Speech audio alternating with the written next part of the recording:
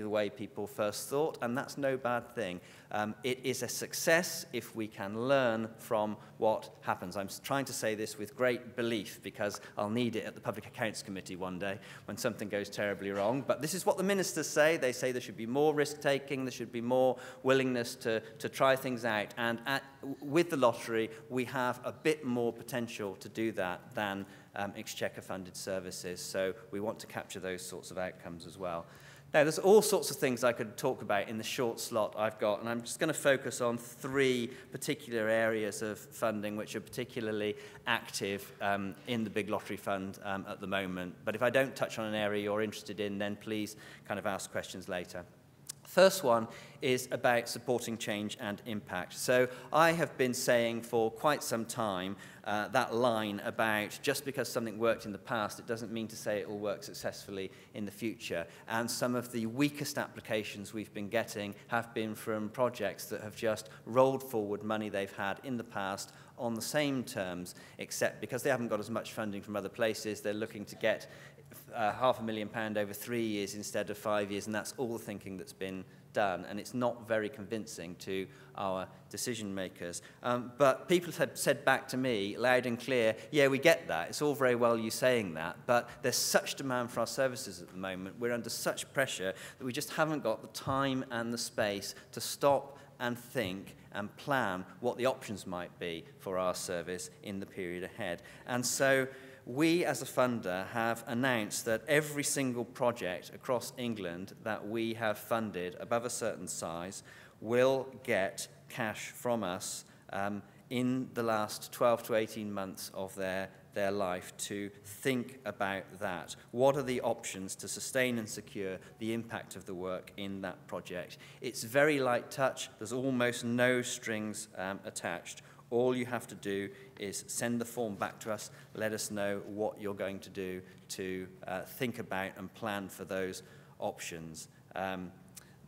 In addition to that, though, we are particularly interested for organisations coming to the end of their funding with those projects that are making a really outstanding difference to the lives of people most in need and who have clear plans to achieve lasting benefits. And for a small number of those projects, we're going to offer an extra year's worth of funding as well.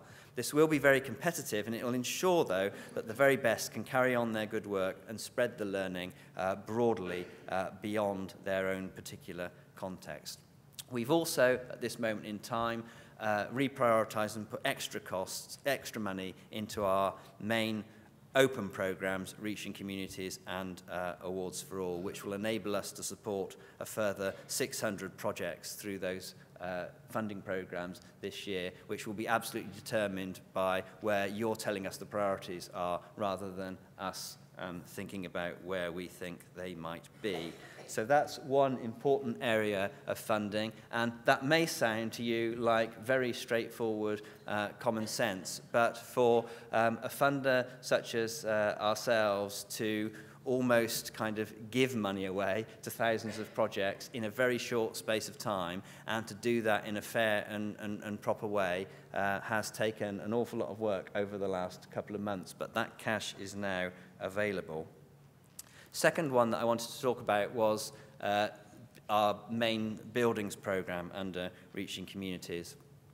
We've just been looking at this and seeking to revise and improve it. The purpose of the programme is to fund projects that improve or replace existing buildings where a wide range of community activities take place. It's our main capital funding programme. It's been pretty tightly constrained by geography because of the number of potential projects which could have been funded here. We have taken the decision to loosen those geographical criteria and increase the number of areas which are eligible to apply. We've also tried to insert some flexibility into some of the definitions as well, so that if your project is serving people in a particularly deprived area or challenging area of need, but the project is actually located just outside, we can exercise some judgment and flexibility around enabling some of those projects to go forward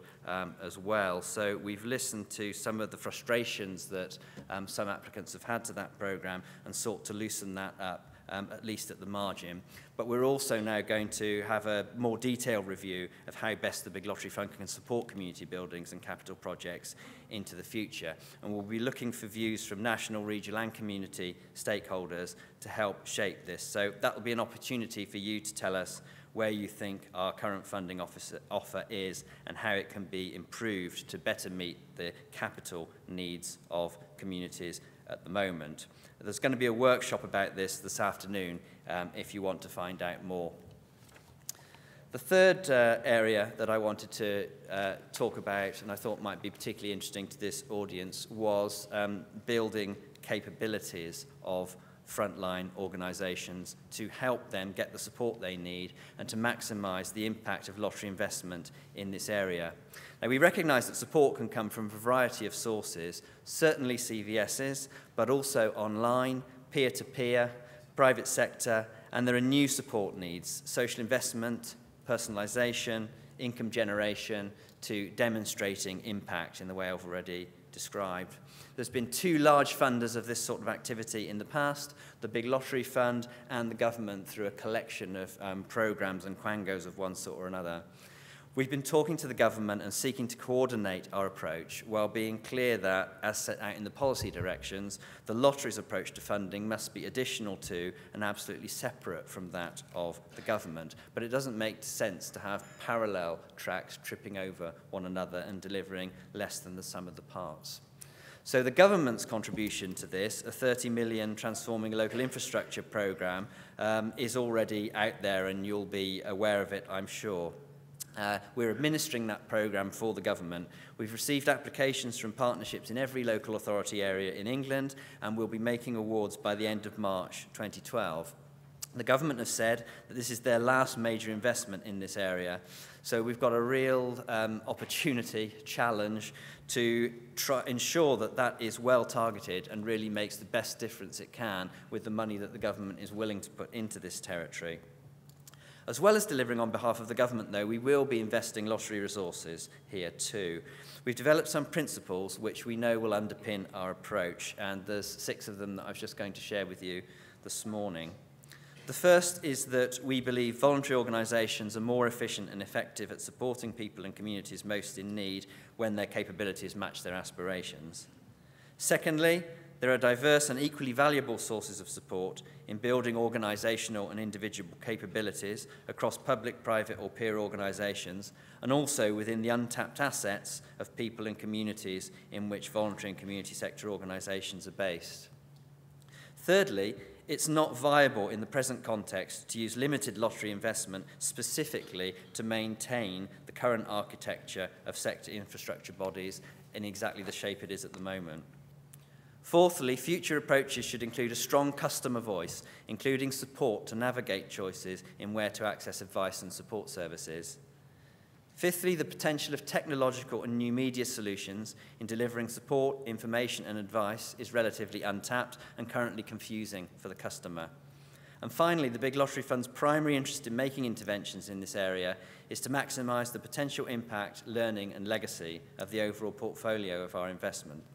So just looking ahead to the future, we're looking for more support for organisations which have a great idea, but which need some help to develop their capability to deliver before they can actually apply to us. Organisations which get a grant from us should be able to choose the support they need to deliver their grant and build their organisation's capability. Organisations which are coming to the end of their grant should get support to learn from and demonstrate the impact that their work has made and be able to explore different ways of sustaining and developing their work. Over the next year, we'll be testing and learning more about how to do all of these. Recognising the value of the knowledge and experience of voluntary organisations, we want to give you the opportunity to help us develop our thinking in this area. And so we'll be publishing a discussion paper capturing all of this by the end of the month. That will set out what we're trying to achieve, the principles underpinning it that I've outlined this morning, and reflect openly on some of the options for delivery. You'll be able to let us know what you think between now and March, and we'll then publish a revised paper which takes account of the points you make and how this will help change and improve the way our grant holders receive high-quality support to enable them to fulfil their mission. And that will influence the bulk of the at least £20 million that we've promised to put into this territory. So those are just 3 examples of what we're doing to act as an intelligent funder. We know help's needed now, so we're putting £50 million into short-term funding.